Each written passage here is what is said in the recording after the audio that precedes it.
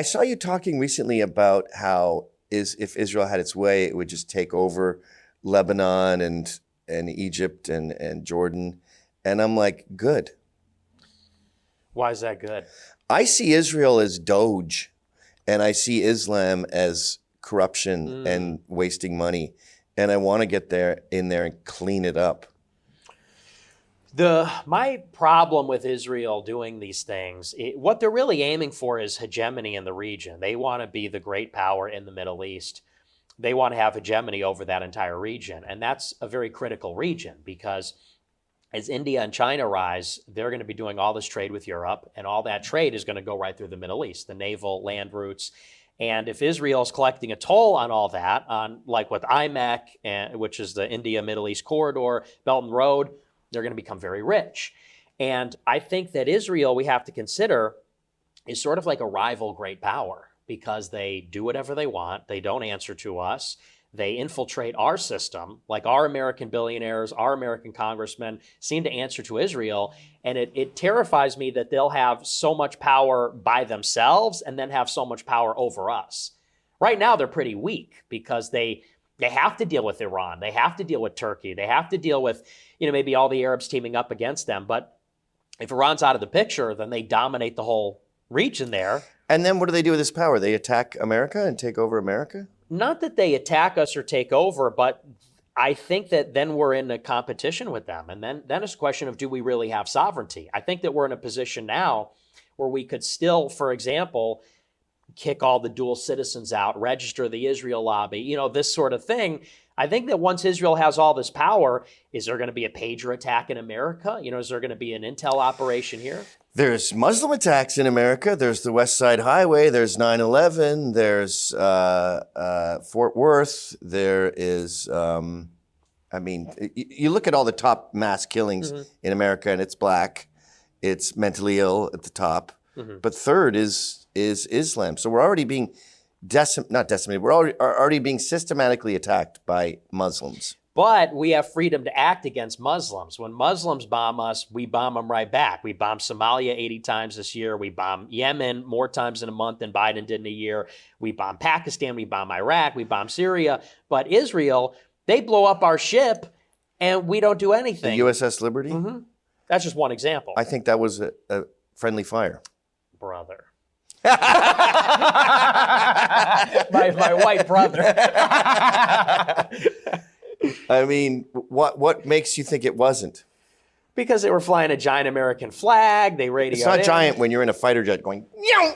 Well, the people on the boat said it was unmistakable. They knew what they were doing. They came in and shot the lifeboats. The people on the boat are mad because all their friends died. They got shot. We're not allowed to use the people on the boat. Yeah. That's like when people go, what if your daughter was raped? And you're like, well, I wouldn't be rational at that point. But it looked like an Egyptian boat. I don't understand why you'd want to provoke an attack when you're in a 6-day war with all these other countries, why you'd want to get America against you too. They approached the USS Liberty first and got shot at, so they couldn't verify. So the only really proof we have is the little flag, which from a fighter jet is not easily identified. We also have the eyewitness testimony, which I agree maybe there's a bias, but they do all claim to this day that it was a deliberate attack. They said that they radioed in, they waved the flag. And the purpose, why would they do it? It was to conceal their troop movements, because when they were doing the 6-day war, they didn't want their operations to be foiled. What was America even doing there? They said they weren't going to be there. They denied their existence there. We were spying on them. Okay, so we have no evidence. I'm saying we. They have no evidence that the. Careful. Yeah. We have no evidence that the boat was even going to be there. What are you doing? We're not going to be there. A boat approaches. They get attacked. They fly over. It looks exactly like an Egyptian boat. And yeah, friendly fire kills 30 people. They killed 12 Israeli soldiers in that war by accident. They're regularly killing their own hostages. Well, that's their doctrine. That's their military doctrine, is to kill their own hostages. Right, but killing their own people, killing people that they weren't meant. Killing the hostages when they weren't prepared to kill the hostages. Too early, I guess, is what I'm saying. Yeah. But friendly fire is part of war. Vietnam, we lost tens of thousands of troops, and it was very unfortunate. I don't think it's a good example of Israel attacking us. I think there's more evidence that it was friendly fire. Well, and we could say for the sake of this argument, you say it's friendly fire, I say it's not. The brother. Well, but here's the point: is it's about what they're capable of. It's this idea that if they carried out, like they did in Hezbollah in Lebanon, a decapitation strike on Hezbollah, if they did something like that in America, if they have regional hegemony in the Middle East, if they have all this influence in America, could they get away with something like that? That's what I'm worried about, because they do have an interest in our defense technology and our supply chains. And you got to wonder, how did the bombs end up in the pagers? It's shell corporations, it's supply chains, that's the sort of thing. And you look at these tech companies like Palantir.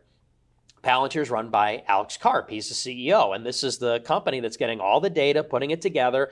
You don't think they're putting a back door in there for Israel? And that's just like one example, but they got a lot of companies where, and 15 years ago, Netanyahu sent Unit 8200, which is their intelligence guys, to Silicon Valley to get involved in these businesses for that purpose.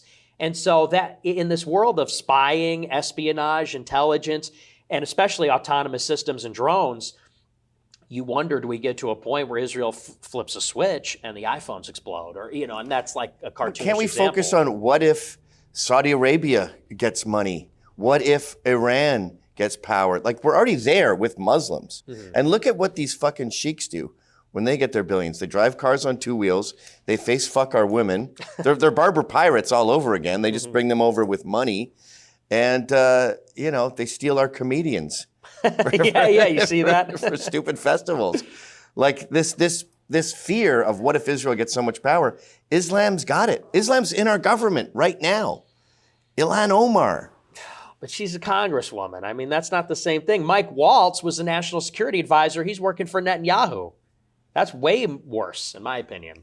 Yeah. Rubio getting money from Larry Ellison, Secretary of State. I'd like to see a study on who has more power in America, the Muslim Brotherhood or Israel. Come on, that's Jewish propaganda. The Muslim Brotherhood. You sound like Laura Loomer. The Muslim Brotherhood's running everything? Yeah. No, not running everything, but a major threat. Not more than that. The Jews run Hollywood, finance, media, government. What do Muslims run?